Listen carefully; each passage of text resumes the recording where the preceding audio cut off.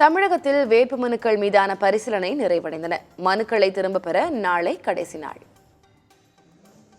கோவை தொகுதியில் 59 வேட்புமனுக்கள் தாக்கல் செய்யப்பட்ட நிலையில் 41 மனுக்கள் ஏற்கப்பட்டன.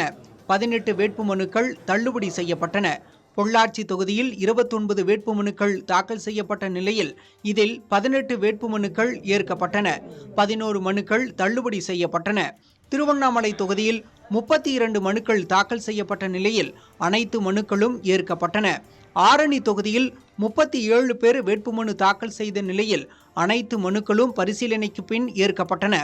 நாமக்கல் மக்களவை தொகுதியில் போட்டியிட வேட்புமனு தாக்கல் செய்யப்பட்ட 47 வேட்பாளர்களின் மனுக்களில் 42 வேட்பாளர்களின் வேட்புமனுக்கள் ஏற்கப்பட்டன.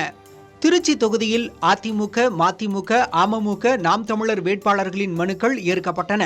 அதிமுக வேட்பாளர் மனுவை ஏற்கக்கூடாது என ஆட்சேபனை தெரிவிக்கப்பட்ட நிலையில் அவர் தன் மீதான வழக்கு பதிவை குறிப்பிட்டுள்ளதாக கூறி தேர்தல் அலுவலர் அந்த மனுவை ஏற்பதாக அறிவித்தார்.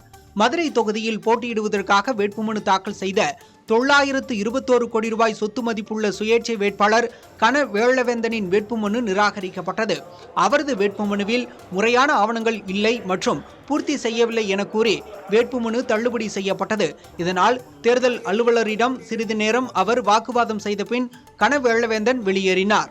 அரியலூர் மாவட்ட ஆட்சியர் அலுவலகத்தில் சிதம்பரம் தொகுதி தேர்தல் நடத்தும் அலுவலரும் அரியலூர் மாவட்ட ஆட்சியருமான ஆனி மேரி ஸ்வர்ணா தலைமையில் வேட்புமனுக்கள் பரிசீலனை நடைபெற்றது.